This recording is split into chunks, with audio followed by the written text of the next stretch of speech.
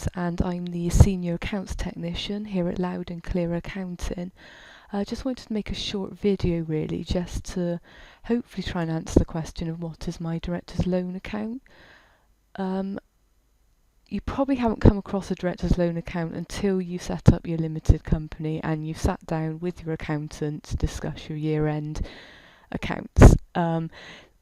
I know from taking client meetings myself, we don't always explain what this account's made up of. So just in case you felt a little bit too embarrassed to ask, just thought I'd sort of hopefully answer some questions that you may have. So we're all familiar with bank accounts or petty cash accounts. So hopefully not to be a bit too basic.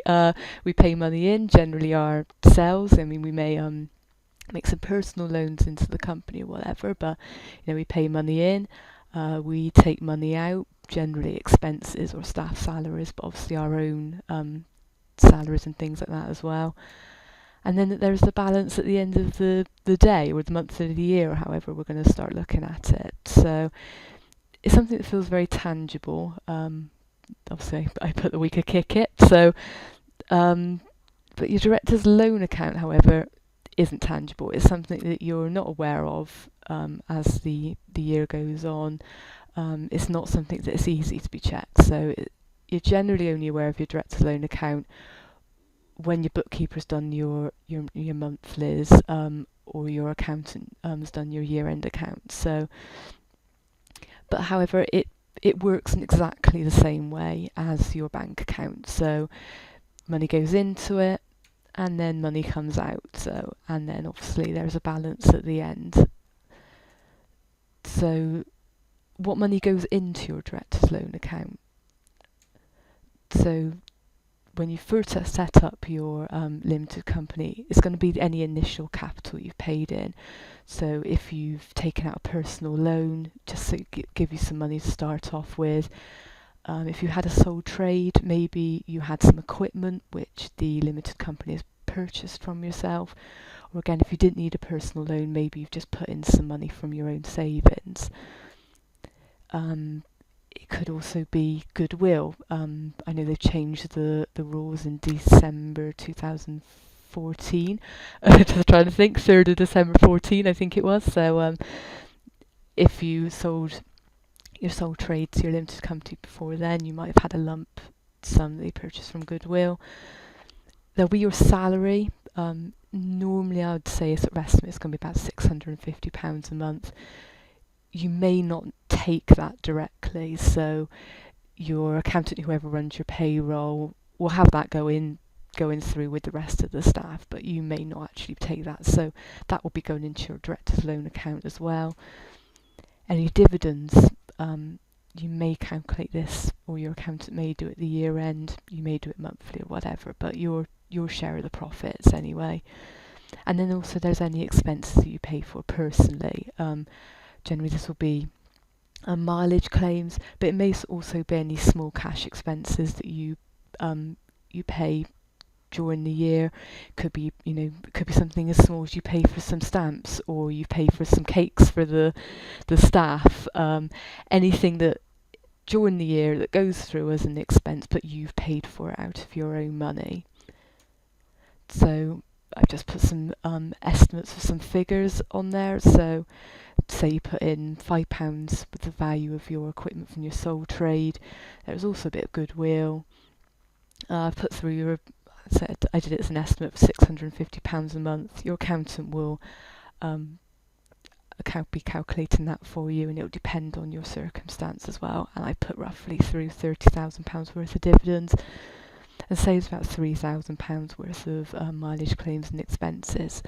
So that would mean during the year you've paid in, or you've loaned to your company anyway, £195,800. So that will sit on your account as a credit because your limited company owes you that money. But then also you take money out of your director's loan account during the year.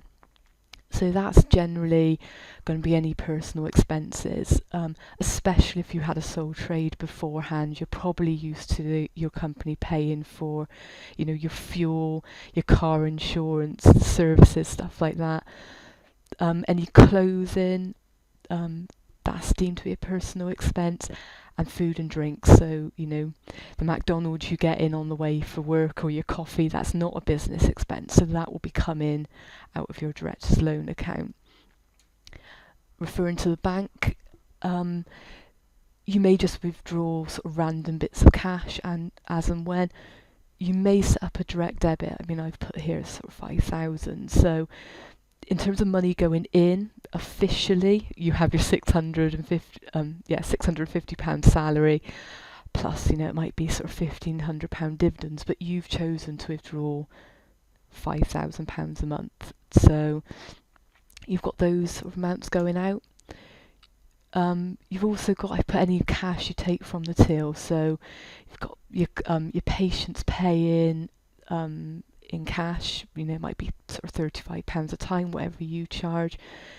You're going out on the weekend, you might take £50, £100 from that cash. So it's any sort of money you take that hasn't actually hit the bank account, but you've taken from the business for your own personal use.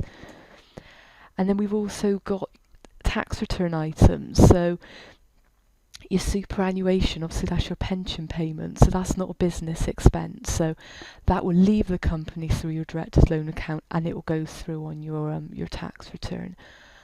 I've put donations down. So you can obviously make a donation on behalf of your limited company, but you may have a monthly direct debit set up, £5 a month going out to charity of your choice, or you might give someone through Just Giving.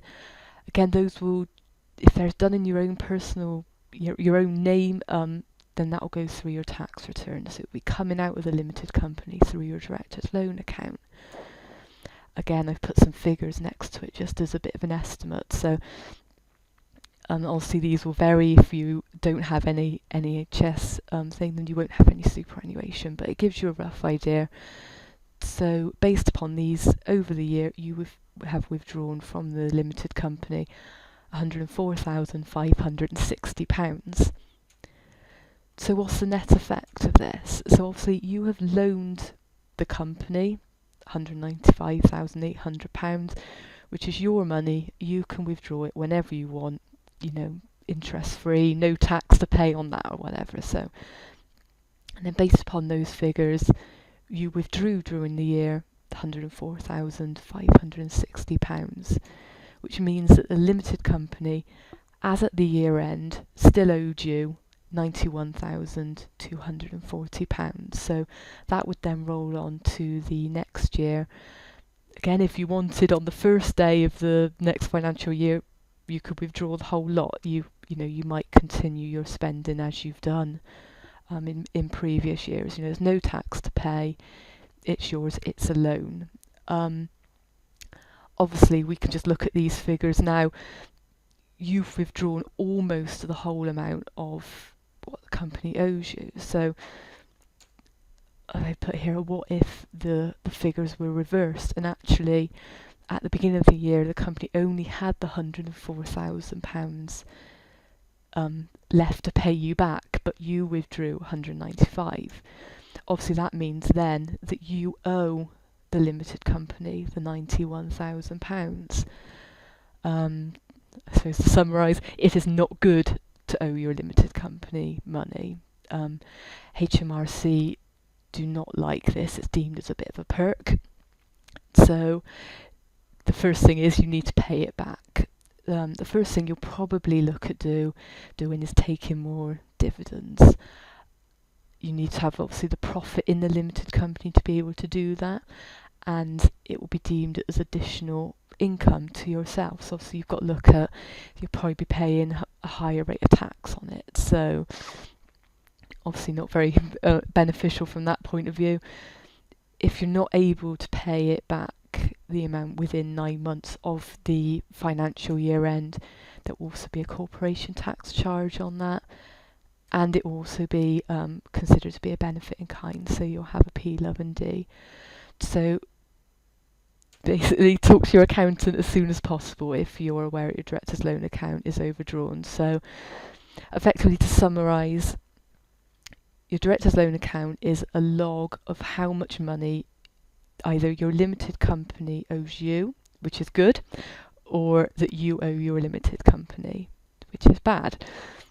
So if when your accountant is talking about your director's loan account, that is all it is. You see it kind of as like your bank statements.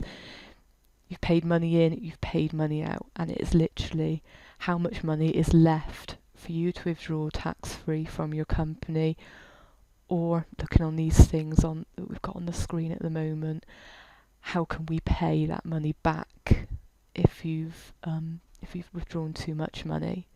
So hopefully that answers any questions you've got about director's loan accounts. Okay.